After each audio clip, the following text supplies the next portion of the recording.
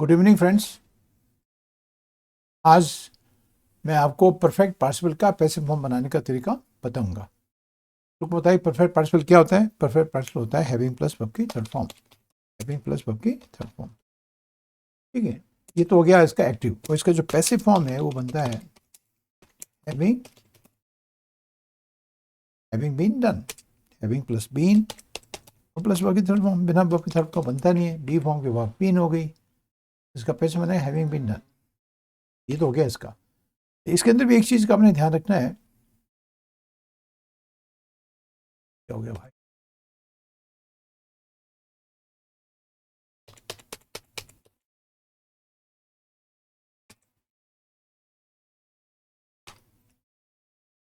कभी कभी बीच में ऐसे ग्लिचेज आ जाते हैं।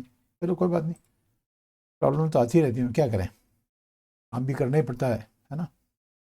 तो एनीवे नो प्रॉब्लम, ठीक है। तो हैविंग प्लस वर्ब की थर्ड फॉर्म हैविंग डन आपका एक्टिव फॉर्म है, पैसिव फॉर्म हो जाएगा हैविंग बीन डन। तो इसमें तो एक हो गया फॉर्म आपको आ गया। दूसरा,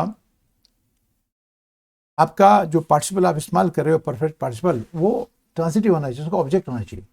अगर उसका ऑब्जेक्ट नहीं तो उसका पैसिव फॉर्म नहीं बनेगा। अगर मैं आपको सेंटेंस दूं, he seems to have learned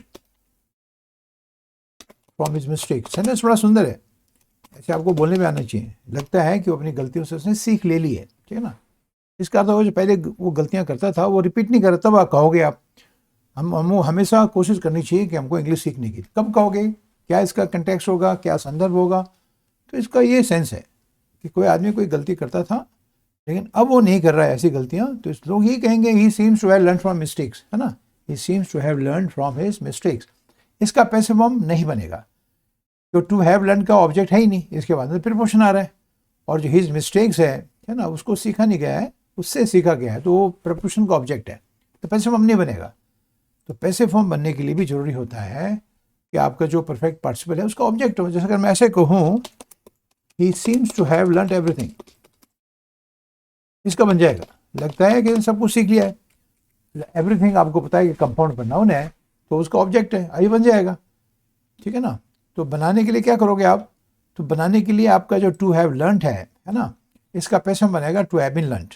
पहले तो ये सीखना आपने, ठीक है ना, ठीक है। टू हैव बीन लर्नड, ये पैसिव बन गया। तरीका बता रहा हूँ आप करने का, ठीक है। अच्छा, ये जो ही है ये डूअर है, तो ये बाई के फैक्टर में आ जाएगा बाय हिम।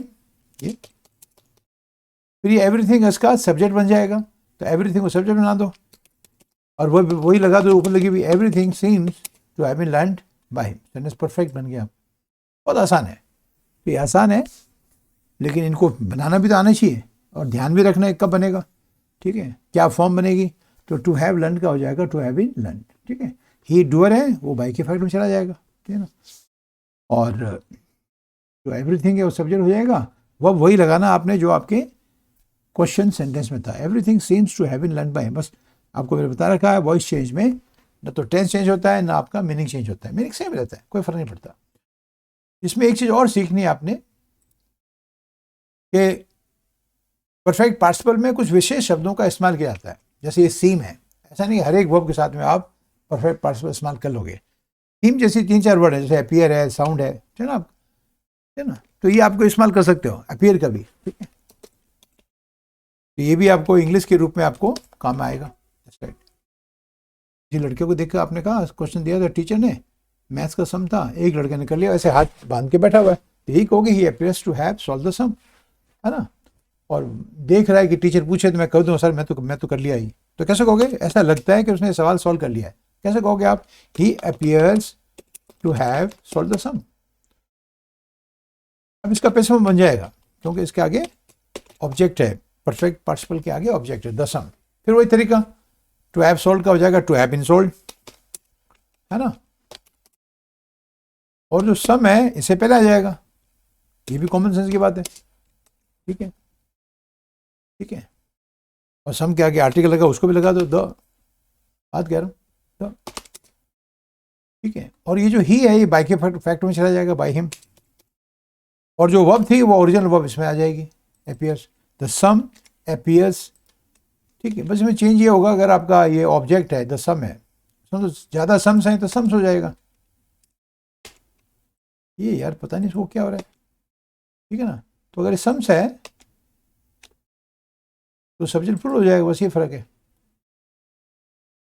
क्या प्रॉब्लम है इसकी आप, ये सम्स हो गया तो इसमें अभी नहीं आ रही।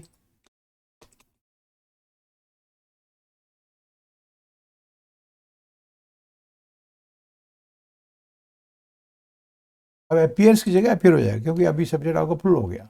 ये सम्स था, यहाँ कल्पना करिए सम्स है। कभी तो मैंने कहा ना छोटी ग्लिचेस होती रहती हैं, but you have to get them aside और चलते रहो। क्या क्या करेंगे, बहुत सारी प्रॉब्लम्स होती हैं, क्या करें उसमें। ये appears to have solve the sums, तो ऐसा लगता है कि जो उसने सवाल एक से ज़्यादा, ठीक है, वो उसने सॉल्व कर लिए। तो टू हैव सॉल्व का पैसे बन गया to have been solve. The sum appears, appear नहीं, फिर sum the sums appear to have been solve by him. I hope it is clear. तो मैं आपको साथ में ये भी करा देता हूँ, आपके वैसे इंग्लिश में भी काम आएंगी कि कुछ विशेष वर्ब है जिनके साथ में इसका इस्तेमाल होता है। जैसे ये वर्ब है रिपोर्ट, ठीक है, क्योंकि ये विशेष है, ये विशेष इन वर्ब के साथ ही आप परफेक्ट पार्टिसिपल का इस्तेमाल करते हो, ठीक है। किसी के बारे में ऐसी रिपोर्ट, मतलब रिपोर्ट है, रिपोर्ट यहाँ पर आपका वर्ब के रूप में इस्तेमाल कर रहा हूँ, नाउन नहीं है। नाउन रिपोर्ट नाउन भी है ना, जिसको हम हिंदी में चालू भाषा में रपट के लेते हैं, है ना आपका। ऐसा ऐसी रिपोर्ट है कि उसने अपनी पत्नी का मर्डर किया, तो कैसे कहोगे, he is reported to have murdered his previous wife. इसका मतलब उसकी एक शादी और है। तो आप ये कहना चाह रहे हो कि ऐसा रिपोर्ट है, ऐसा रिपोर्ट का मतलब लोगों में ऐसा, लोग ऐसा कह रहे हैं, न्यूज़ पेपर की रिपोर्ट कह रही हैं, या पुलिस की रिपोर्ट कह रही है कि इसने अपनी पहली बीवी को मर्डर किया। फिर वो तरीका सिंपल है, मुझे लगता है कि आपको मुश्किल नहीं होना चाहिए, ठीक है। तो ये ही तो बाई के फैक्ट में चला जाएगा, और टू हैव मर्डर का पैसे बन जाएगा टू हैव बीन मर्डर्ड, और हिज प्रीवियस वाइफ सब्जेक्ट बन जाएगा। His previous wife is reported, है ना। अब आप बोलोगे टू हैव बीन मर्डर्ड, हो गया। कितना आसान है, कोई मुश्किल नहीं है भाई, लेकिन करने तो आनी चाहिए ना आपका। और साथ में आप इंग्लिश भी सीख रहे हो कि ऐसी कौन कौन सी वर्ब है जिनके साथ में परफेक्ट पार्टिसिपल इस्तेमाल करते हैं, ठीक है। हर एक के साथ में नहीं होता है। जैसे बिलीव है, तो बिलीव का इस्तेमाल करके उसका सेंस हो जाएगा, ऐसा माना जाता है, लोग ऐसा मानते हैं, ठीक है। अगर मैं आपको कहूँ कि ही इज बिलीव्ड, इसका तो उसके बारे में ऐसा लोगों के मन में बिलीफ है, नाउन के रूप में, है ना, कि लोग ऐसा मानते हैं। He is believe to have passed military secrets of the country, ठीक है, टू पाकिस्तानी आर्मी। गद्दारी केस का मतलब उसने आप, ठीक है। इसका पैसा बन जाएगा, टू हैव पास्ट का ऑब्जेक्ट हो जाएगा military secrets of the country, ठीक है। अभी बना लो, ही बाई के फैक्ट में चला जाएगा आपका, तो सब्जेक्ट क्या बन जाएगा, ठीक है, मिलिट्री सीक्रेट्स। मिलिट्री सीक्रेट्स तो फुल फॉर्म में तो आर बोलना पड़ेगा आपको, इसमें ऑफ द कंट्री प्रिपोजिशन आता है तो साथ में लिखो, military secrets of the country are believed. अब टू हैव पास्ट का हो जाएगा टू हैव बीन पास्ट, है ना, to have been passed by him and to Pakistani army. शानदार बन गया आपको। आप आराम से बना सकते हो, कोई दिक्कत की बात नहीं है, ठीक है ना। इसके और सेंटेंस बनाओ आपका। ऐसा माना जाता है कि इसने इस जॉब को प्राप्त करने के लिए रिश्वत दी। He is believe to have given a huge bribe to get this job. बनाओ इसका पैसे, मैं इसको छोड़ देता हूँ, पैसे में इसका अपना बनाओ, बहुत आसान है। He is believe to have given क्या, अ ह्यूज ब्राइब, बहुत बड़ी रिश्वत दी इसने, क्या के लिए, propose to get this job. इसका पैसा अपना बनाना आप, ठीक है। इसको कैसे बनाओगे, मैं बोल देता हूँ लेकिन लिखूंगा ना मैं आप, ठीक है। A huge bribe is believed to have been लिख दिया मैंने तो गलती से, to have given is believed to have given a huge bribe to get the job। तो क्या कहोगे, a huge bribe is believed to have been given by him to get the job। पैसे में बन जाए आप फर्स्ट क्लास। तो इसको आप अपने आप बनाइए, ठीक है। अगर आप से का इस्तेमाल करते हो तो इसका अर्थ हो जाएगा ऐसा लोग कहते हैं, ऐसा कहा जाता है, ठीक है। इसको इट से शुरू कर सकते हो, इट इज सेड, या आप इससे भी शुरू कर सकते हो पीपल से, इसमें कोई दिक्कत नहीं है, ठीक है ना। पीपल से कह रहे हैं तो बाई के फैक्ट में पीपल लगाने की जरूरत नहीं है, हाँ। कॉमन सेंस की बात है, वो भी बताऊंगा बाई के बाद में आपने कब कब छोड़ना है। इट इज सैड, लेकिन परफेक्ट पार्टिसिपल इस्तेमाल करें ना, इट्स शुरू नहीं होगा। He said to have solve, एक पुलिस का इंस्पेक्टर, कल्पना करो, a very old murder mystery, किसी का मर्डर हो गया कई सालों से सॉल्व नहीं हुआ, अब वो सॉल्व कर दिया उस आदमी ने, पुलिस इंस्पेक्टर ने। तो कहा जा रहा है कि सेड टू हैव, उसके बारे में ये कहा जाता है कि उसने एक बहुत पुरानी मर्डर मिस्ट्री सॉल्व कर ली है। फिर इसका आप आराम से बना सकते हैं ना, पता नहीं मुझे लिखना भी नहीं चाहिए, आपने आपको अपने आप बनाओ, ठीक है। टू हैव सोल्व का ऑब्जेक्ट है वेरी ओल्ड मर्डर मिस्ट्री, ठीक है, बस राइट। ही बाई के फैक्ट में चला जाएगा और टू हैव सोल्व आपका हो जाएगा टू हैव बीन सोल्ड, ठीक है। तो यहाँ शुरू करो, a very old murder mystery, खूब सारे आप बनाओगे, इनको प्रयोग करोगे तो वैसे भी जबान में चढ़ जाएगा, इंग्लिश में इंप्रूव हो जाएगी। Very old mystery is said, अब बोलोगे टू हैव बीन सॉल्व, ही जो है बाई के फैक्ट में वही हो गया।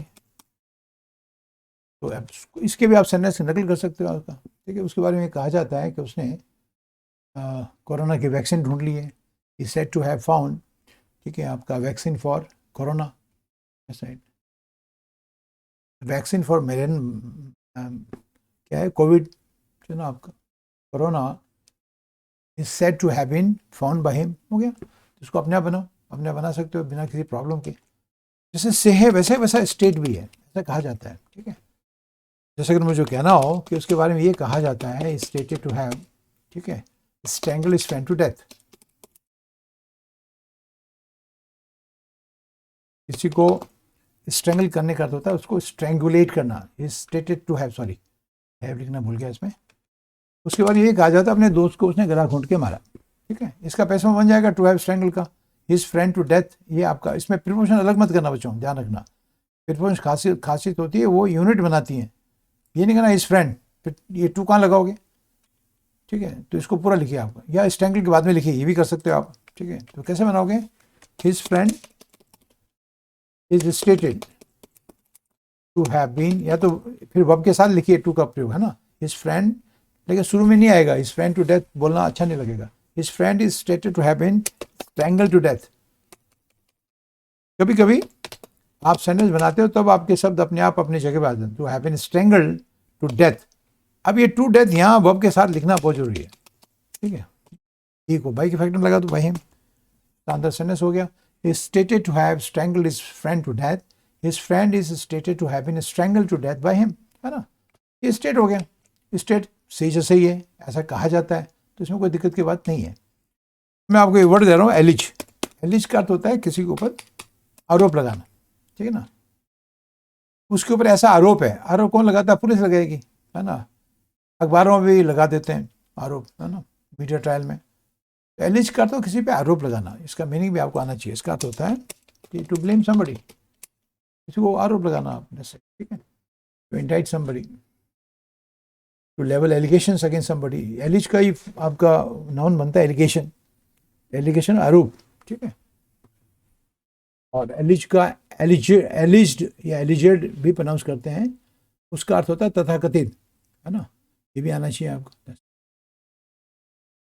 कई बार लिखना जरूरी हो जाता है, अगर आप एलिज नहीं लिखोगे तो लोग आप पे कोर्ट पे केस कर देंगे मानहानि का। लेकिन एलिज लगा देगा मतलब क्या हुआ, कैसा, मैं नहीं कह रहा हूँ, ऐसा लोग कहते हैं तथाकथित रूप से, इज एलिज इन्वॉल्वमेंट इनटू स्कैम। ये मैं भी इसका पैसे हम नहीं दे रहा हूँ, इसका एलिज का प्रयोग दे रहा हूँ आपको। His alleged involvement in this scam is going to harm his party. तो इसमें अगर मैं एलिज ना लगाऊं तो क्या हो जाएगा, इसका मतलब आप कह रहे हो कि स्कैम में इसका इन्वॉल्वमेंट है, तो आपके ऊपर वो मानहानि का दावा कर देगा, और आपने अगर उसको प्रूव नहीं किया तो आपको तो पैसा देना पड़ेगा, लाखों रुपए। तो इसके आगे हमेशा आप एलिज लगा दो, अब आपके ऊपर कोई केस नहीं करेगा। नहीं समझे आप, ये वर्ड भी आना चाहिए, बड़ा इंपॉर्टेंट वर्ड है। और इसी तरह से अगर आपने कहा ही एलिजेडली भी कह सकते हैं, शुरुआत कर सेंटेंस कह सकते हो, ही किल्ड हिज वाइफ, और इसमें एलिजिबल वर्ड ना लगाओ तो इसका अर्थ ये हो जाएगा कि आप ये कह रहे हो कि उसने मेरी वाइफ का मर्डर किया, वो आपके ऊपर मानहानि का दावा कर देगा। You will file a legal suit against you, you will file defamation case against, क्योंकि उसको आप डिफेम कर रहे हो। अगर आपने ये लगा रखा है वर्ड, कोई नहीं कर सकता। आप कहोगे मैंने कहाँ कहा है, मैंने तो कहा है कि तथाकथित रूप से उसने अपनी बीवी का मर्डर किया, किल किया। एनीवे, जो इसके साथ में था मैंने बता दिया, इसका नाम होता है एलिगेशन, है ना, आरोप। अब मैं इसका प्रयोग दे रहा हूँ आपको परफेक्ट पार्टिसिपल के रूप में, ठीक है। एलिज का कैसे इस्तेमाल को, ऐसा इल्जाम है, ठीक है, कि उसने सरकारी पैसे का गबन किया, तो कैसे कहोगे, he is alleged to have embezzled. ये वर्ड सबको आना चाहिए, बहुत इंपॉर्टेंट वर्ड है आपका, गवर्नमेंट फंड्स या कंपनी फंड्स। इसका अर्थ हो गया कि ऐसा आरोप है कि उसने कंपनी के पैसे का, गवर्नमेंट के पैसे का गबन, गबन समझते हो, पैसा खा गया हो, ठीक है। इसका बन जाएगा गवर्नमेंट फंड्स पहले चला जाएगा, है ना, ही बाई के फैक्ट में चला जाएगा, एलिस्ट अपनी जगह रहेगा, टू हैव एम्बेजल का हो जाएगा टू हैव एन एम्बेजल, बस हो गया। कितना आसान है, हाँ। बस गवर्नमेंट फंड्स आ रहा है तो इसका प्रयोग नहीं करना, फिर गवर्नमेंट फंड्स है तो फुल फॉर्म है, ठीक है। सेंटेंस शुरू हो जाएगा गवर्नमेंट फंड से, government funds are alleged, not is, हाँ, are alleged to have been embezzled. हो गया। सेम वर्ड है आपका डिफॉल्केट, मिस एप्रोप्रिएट। इंग्लिश में तीनों शब्द बहुत इंपॉर्टेंट है। एम्बेजल का सिनोनिम होता है टू डिफॉल्केट। अब डिफॉल्केट से तुम अपने बनाओ, या टू मिस एप्रोप्रिएट, ठीक है। इनके नाउन भी आपके बहुत इंपॉर्टेंट होते हैं। Embezzlement case is involve in an embezzlement case, defalcation, there are charges of defalcation against him.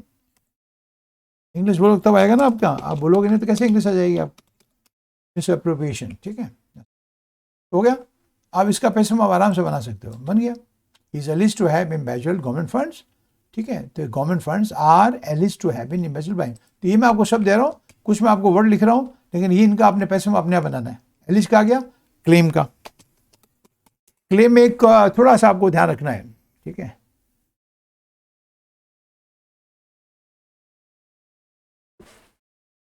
जैसे आपने अगर लिखा ना, एक आदमी क्लेम मतलब दावा करना होता है, he claims to have found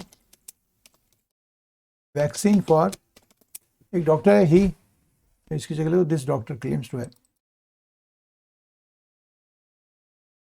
found vaccine for corona.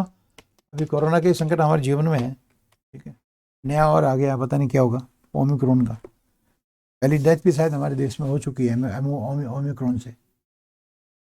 Europe में, अमेरिका में तो उसने तहलका मचा रखा है। It has created havoc in this European and America, European countries in America, ठीक है।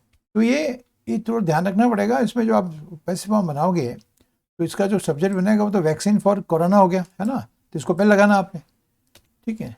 तो उसमें क्लेम्स मत कहना, बस ये कह रहा हूँ आपको, क्योंकि ये डॉक्टर क्लेम कर रहा है, क्लेम तो कोई आदमी करता है, लेकिन सब्जेक्ट हो जाएगा वैक्सीन फॉर मलेरिया, तो वैक्सीन फॉर मलेरिया थोड़ी क्लेम कर रहा है, तो उसको भी हमने पैसे फॉर्म बोलना है। कैसे, ऐसे देखो, vaccine for corona is claimed, ऐसे बोलना आपने, क्लेम्स नहीं। क्यों नहीं कहना है, क्योंकि ये वैक्सीन थोड़ी क्लेम कर रहा है, दावा कर रहा है, इसके बारे में दावा किया जा रहा है। वैक्सीन फॉर मलेरिया, जो भी है, मेरे मुंह मलेरिया आ रहा है, vaccine for corona is claimed to have found कर देगा, टू हैव बीन फाउंड, ठीक है। आगे लगा दो भाई दिस डॉक्टर, ये डॉक्टर ये दावा कर रहा है कि उसने, ठीक है, कोरोना की वैक्सीन ढूंढ ली है, ये इसका मीनिंग हो गया। तो मैं आपको कुछ शब्द दिखा रहा हूँ अभी, मैं आपको बाकी आपके नहीं कराऊंगा, ध्यान रखना आप, ठीक है। इनके मैं एक एक दो बोल दूंगा, आपने समझना है। इसमें एक इसका भी प्रयोग करो, अंडरस्टैंड का, है ना। अंडरस्टैंड का प्रयोग कैसे करोगे आप, वो थोड़ा ध्यान रखो, ठीक है। कैसे कहोगे, ऐसा जब अंडरस्टैंड का प्रयोग करते हो ना आपका, तो क्या अर्थ हो जाता है कि ऐसा माना जाता है, ऐसा लोग समझते हैं। अंडरस्टैंड का समझना होता है ना आपका, तो उसमें इस्तेमाल करो आपका। कैसे इस्तेमाल करोगे, ऐसा अंडरस्टैंड का समझ आ गया बच्चों, अंडरस्टैंड चलो दे ही देता हूँ आपको। तो अंडरस्टैंड समझना होता है, तो ऐसा समझा जाता है, ठीक है ना, कि उसने जो भी आपने कहना हो, अच्छा बुरा जो भी आपका, हाँ। जैसे अगर मैं आपको he understood to have hobnob, इसका पैसा बनेगा नहीं, ये ना आपका, इसका पैसा बनेगा नहीं। हॉबनॉब आपकी इंट्रांसिटिव वर्ब है, तो बाद में विथ लगाना पड़ेगा, हॉबनॉब विथ, अब इसका नहीं बनेगा, हम ये ध्यान रखना, मेरे मुंह से निकल गया सेंटेंस, लेकिन इसका बनेगा नहीं। ऑबनॉब का अर्थ होता है ना, इज अंडरस्टूड, सॉरी, ऐसा माना जाता है, ऐसा समझा जाता है कि उसने, ऑबनॉब का होता है मिलना, ठीक है ना, कोल्यूड करना किसी में, तो कुछ दूसरा से लिखो, is understood to have deceived her parents, इसका बन जाएगा। तो ये चीज़ समझने हमने कि इसका क्यों बन जाएगा, क्योंकि टू हैव डिसीव्ड का ऑब्जेक्ट है हर पेरेंट्स, शी बाई के इफेक्ट में चला जाएगा, ठीक है, हर पेरेंट्स सब्जेक्ट आ जाएगा, वो अब आपकी पुल लगेगी, ठीक है ना, इसमें सी था इस लगाए तो आर बनो, और parents are understood to have been deceived, है ना, बड़ा सुंदर है से प्रयोग, तो ना भाई है, इन शब्दों का प्रयोग बड़ा सुंदर है, ये कह रहा हूँ आप अपने अंडरस्टैंड का प्रयोग कर लिया आप। इसी तरह से आप कंसिडर का प्रयोग, ये अपने आप करो ना, he is considered to have, ठीक है, सपोर्टेड दिस लीडर, कंसिडर का मतलब उसको माना जाता है, कंसिडर मतलब सोचना भी होता है, मानना भी होता है, ठीक है, इनके अपने आप बनाओ। इसके ऊपर शक है तो इज सस्पेक्टेड टू हैव, ठीक है, कॉज दिस एक्सीडेंट, इसका तो मैं लिख ही देता हूँ, आपने क्या, ही इज सस्पेक्टेड, सच्चा को ना, is suspected to have caused, ये आपकी तोड़फोड़ की कार्रवाई में शायद वो शामिल होगा आपका, दस है, तो उसने एक्शन कॉज कराया है, देश के साथ गद्दारी है, he is suspected to have cause this accident, किसी फैक्ट्री में कराया है, तो फैक्ट्री मालिक से खुंदक निकाली उसने, ठीक है, इसका पैसा बन जाएगा, ठीक है, this accident is suspected to have been caused by him, ठीक है, बन जाएगा, दिस एक्सीडेंट सब्जेक्ट बन जाएगा, दिस एक्सीडेंट सस्पेक्टेड, ये वर्ब दे रहा हूँ, ये बहुत इंपॉर्टेंट है, हर जगह आपको नहीं मिलेंगी, ठीक है, तो इन वर्ब को लिखो, वैसे वो बनाना तो बड़ा आसान है, ये दो बता दो सारे आ जाएंगे आपको, this accident suspected to have been caused, ठीक है, बाय हिम या his negligence, his negligence is suspected to, कुछ भी कह सकते हो आप, ये वर्ब आपको आनी चाहिए, मेरे कहने वाली है, ठीक है, फाइंड है, लर्न है, ठीक है, आपका इसका भी प्रयोग कर सकते हो, फाइंड का, लर्न का, लर्न का जो प्रयोग करते हैं उसका अर्थ होता है ऐसा, ऐसा लोगों को पता लगा है, लर्न का पता लगना होता है, I have learn that he has gone to US, to the US, तो इस तरह से आपका फाइंड का है ना, तो ये वर्ब है, इनके साथ में इनका प्रयोग करो। नेक्स्ट वीडियो में मैं और इसके बहुत सारे पार्ट हो गए हैं, पर आई कांट हेल्प इट, लंबे लंबे वीडियो में आजकल बना नहीं पा रहा हूँ, ठीक है, छोटे वीडियोज़ में भी टाइम लग रहा है, ठीक है, तो आई होप कि आपके समझ आ गया, आपको वीडियो पसंद आए तो उसको लाइक करें, शेयर करें, और जो मेरे चैनल पे है वो नए हो, और जो नए हैं उनको सब्सक्राइब कर लें। इसके बाद में जो भी पूरे सेक्शन हो जाए, कितने होंगे मुझे पता नहीं, अभी 3-4 और हैं, एक तो मैंने आपको बाइक का डिलीशन पढ़ाना है, उसके बाद में मैंने आपको कुछ और भी कराने हैं, ठीक है, तो उसमें थोड़ा सा टाइम लगेगा कि आपने बाइक को कैसे चेंज करना है, कुछ आपके प्रपोजिशन के आपके कुछ सेंटेंसेस हैं, ठीक है, और कभी कभी जो है आपके वर्ब के जो आपके ऑब्जेक्ट होते हैं, नाउन, बड़े कन्फ्यूजिंग होते हैं, तो उनको भी थोड़ा कराना है।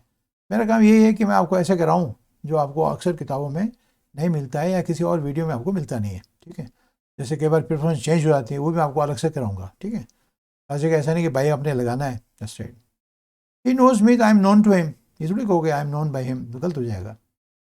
This box contains my old books, तो इसमें बाई थोड़ा लगाओगे, ठीक है ना, my books are contain by this, नहीं, कंटेन साथ इनका प्रयोग करते हैं, तो ये मैं आपको कराना है। तो thank you so much for being patient. कोशिश कर रहा हूँ मैं अपना अभी प्रोग्राम ठीक करने का, कोशिश करूँगा ज़्यादा वीडियो कि ना मैं आपके सामने डालूँ, अभी डाल नहीं पा रहा हूँ, मैं आपका पोस्ट नहीं कर पा रहा हूँ, मैं कोशिश करूँगा कि मैं अपनी इसकी फ्रिक्वेंसी को बढ़ाऊँ, ठीक है, तो जो सपोर्ट आप देते रहो, ऐसे ज़्यादा सपोर्ट मुझे मिलता नहीं है, लेकिन जो मिल रहा है वो तो कम से देते रहो। Thank you so much, see you in the next video.